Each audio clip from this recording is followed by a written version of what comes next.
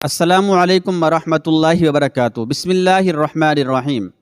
پھر تنہائی میں راجہ جے پال نے سپہ سالار بلرام سنگھ سے مشورہ کرتے ہوئے کہا، اگر سبکتگین کے حملے کی خبر بے بنیاد ثابت ہو گئی تو پھر یہ شخص جھوٹا ہے اور سبکتگین کے جاسوس کی حیثیت سے ہماری مملکت میں داخل ہوا ہے۔ سالار بلرام سنگھ نے کچھ سوچتے ہوئے کہا، اگر ایسا ہے تو پھر ہم اسے آسانی کے ساتھ قید خانے میں ڈال دیں گے۔ مہاراج خواہ ایک بوڑھے شخص کی آمد سے پریشان ہو رہے ہیں اور اس کی بیٹی ارمغانہ کا نام لیتے ہوئے راجہ جے پال کے چہرے پر ایک عجیب سا رنگ ابھر آیا تھا۔ بلرام سنگھ نے فوراً محسوس کر لیا کہ راجہ جے پال بھی ارمغانہ کے توبہ شکن حسن سے متاثر ہو چڑھا ہے۔ اسے میرے حوالے کر دیں، بلرام سنگھ نے بے اختیار کہا۔ تم ایک سپاہی ہو بلرام سنگھ، راجہ جے پال نے تیز لہجے میں کہا۔ حسن پرستی تمہارا شعار نہیں۔ اگر تم ایک عورت کے خد و خال کی رنگینیوں میں الجھ گئے تو آگ اور خون کے محاذوں پر کس طرح جنگ کرو گے؟ نہیں بلرام سنگھ، تم کسی کے گیسوؤں کے سائے میں آرام نہیں کر سکتے۔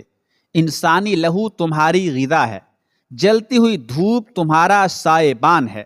اگر تم نے ایک اجنبی عورت کے خوبصورت وجود سے اپنا شبستان سجا لیا اور گہری نیند سو گئے تو پھر ملک کی سرحدوں کی حفاظت کون کرے گا؟ بے شک میں اس ملک کا جانباز سپاہی ہوں، مگر آپ نے یہ کیسے سمجھ لیا کہ میں ایک کمزور عورت کے ہاتھوں اپنی شجاعت و مردانگی کو فروخت کر دوں گا؟ بلرام سنگھ نے کسی جھجک کے بغیر کہا۔ اپنے سپہ سالار کا یہ بے باکانہ جواب سن کر راجہ جے پال چند لمحوں کے لیے خاموش ہو گیا۔ پھر اس نے کسی قدر نرم لہجے میں کہا، بلرام سنگھ، یہ تو سوچو کہ اس عورت کا ہندو دھرم سے کوئی تعلق نہیں ہے، آگ کی پجاری ہے، ہم اس پر اعتبار نہیں کر سکتے۔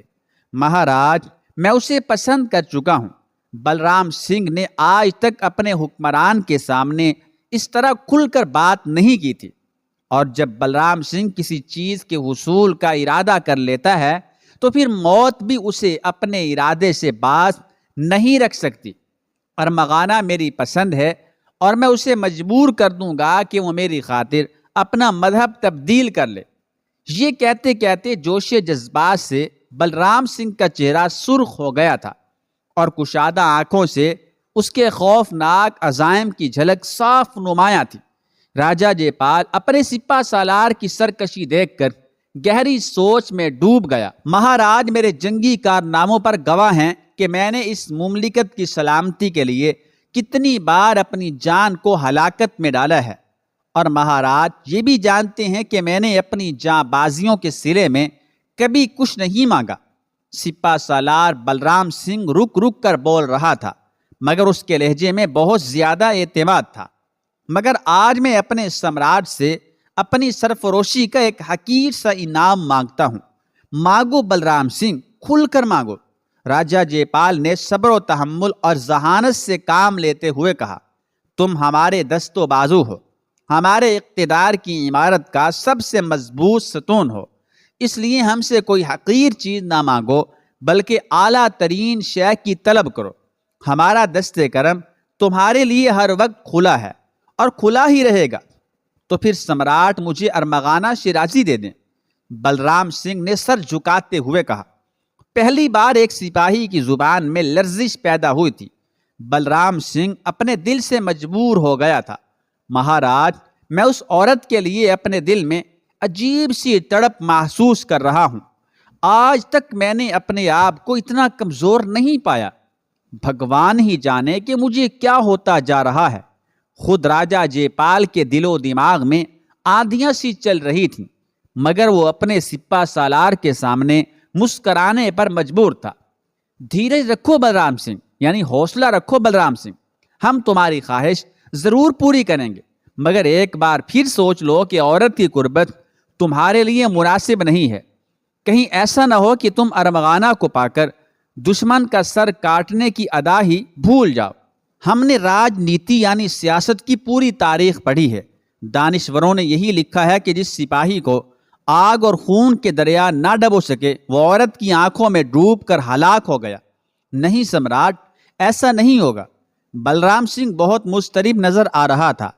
میرے سینے میں اٹھنے والی یہ لہر عارضی ہے، اس عورت کو پاتے ہی پرسکون ہو جاؤں گا۔ ٹھیک ہے، راجہ جے پال نے مانا خیز انداز میں اپنے سر کو جنبش دی۔ ہم اس لڑکی سے بات کریں گے، اگر وہ رضامند ہو گئی تو پھر یہ خوبصورت تحفہ تمہارے قدموں میں ڈال دیں گے۔ سپہ سالار بلرام سنگھ نے اپنے حکمراں کا شکریہ ادا کیا اور ایک خاص انداز سے چلتا ہوا راجہ جے پال کی خلوت گاہ سے نکل گیا۔ برہمن فرما روا نے جاتے وقت بلرام سنگھ کو بہت غور سے دیکھا تھا۔ آج اس کی آنکھوں میں کچھ اور ہی رنگ نظر آ رہے تھے۔ راجہ جے پال شدید ذہنی کشمکش کا شکار تھا۔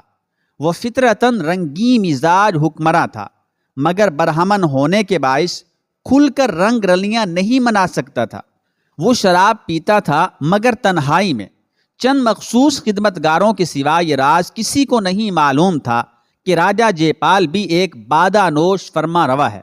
اسی طرح اسے حسین اور دلکش عورتوں سے بھی بہت دلچسپی تھی، لیکن مذہبی پابندیوں کے سبب وہ ایک سے زیادہ شادیاں نہیں کر سکتا تھا۔ مجبوراً جے پال نے اپنا ایک خفیہ عشرت قدح سجا رکھا تھا، جہاں اس کی سینکڑوں داشتائیں موجود تھیں۔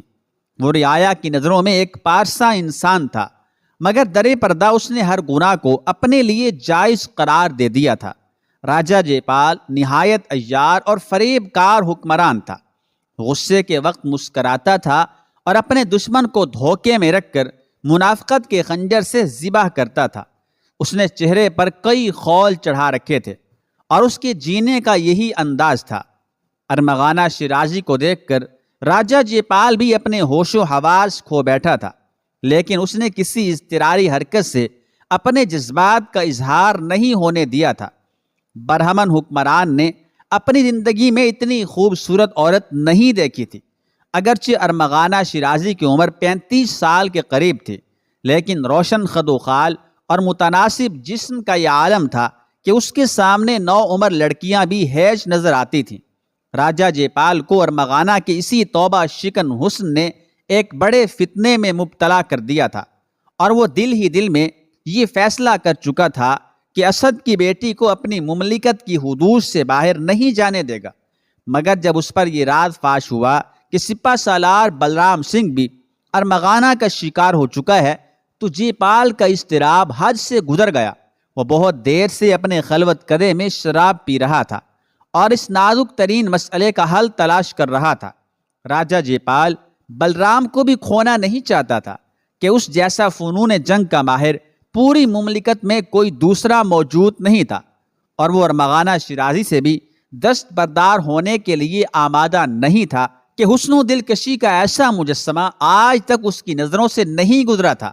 آخر طویل غور و فکر کے بعد نصف شب سے ذرا پہلے اپنی ایک معتبر خادمہ کے ذریعے راجہ جے پال نے ارمغانہ کو اپنی خلوت میں طلب کیا۔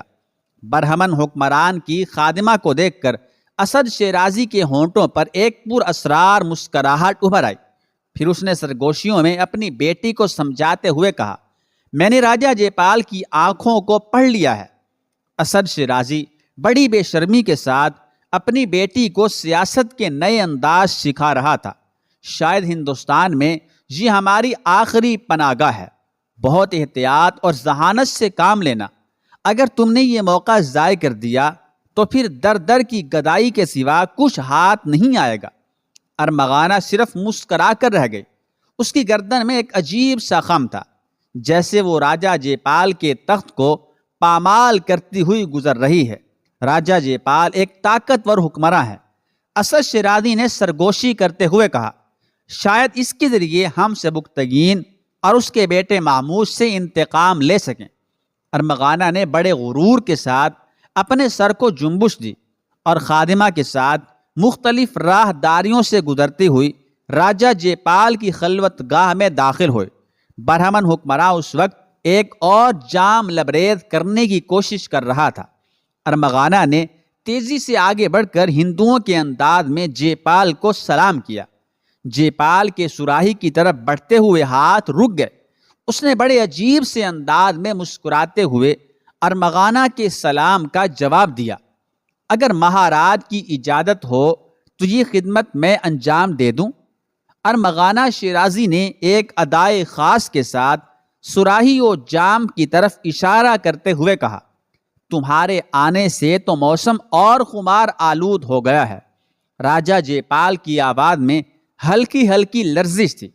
اگر اس صراحی اور ساغر سے تمہارے ہاتھ مس ہو گئے تو پھر نشہ بھی بے مثال ہو جائے گا۔ راجہ جے پال پہلی ہی ملاقات میں ارمغانہ سے بے تکلف ہو گیا تھا۔ ارمغانہ شیرازی مسکراتی ہوئی آگے بڑھی اور راجہ جے پال کے سامنے گھٹنوں کے بل جھک گئی۔ پھر اس نے ساغر شراب لبریز کیا اور برہمن حکمراں کی طرف بڑھا دیا۔ ہماری پوری زندگی میں کیف و نشاط کے ایسے لمحے آج تک نہیں آئے۔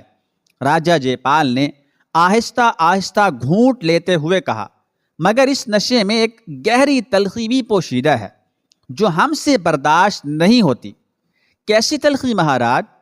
ارمغانہ شیرازی نے بڑے ناز و غرور کے ساتھ پوچھا۔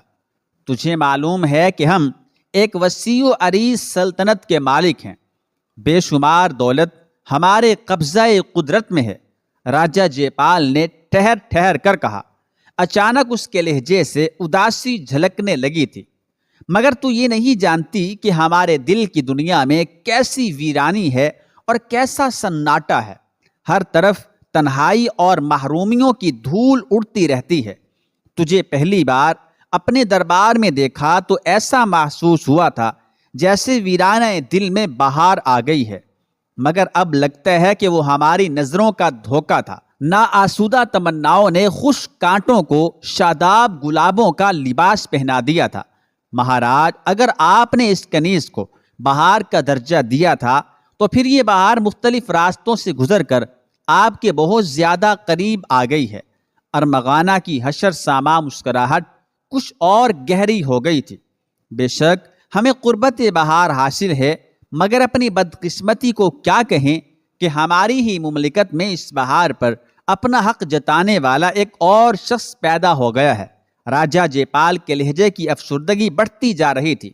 کون ہے وہ بے ادب جس نے اپنے انداتا کے خلاف یہ سرکشی اختیار کی ہے؟ یکا یک ارمغانہ کی قوس جیسی بھومیں کھنچ گئی تھیں اور شفاف پیشانی پر ناگواری کے کئی بل نمایاں ہو گئے تھے۔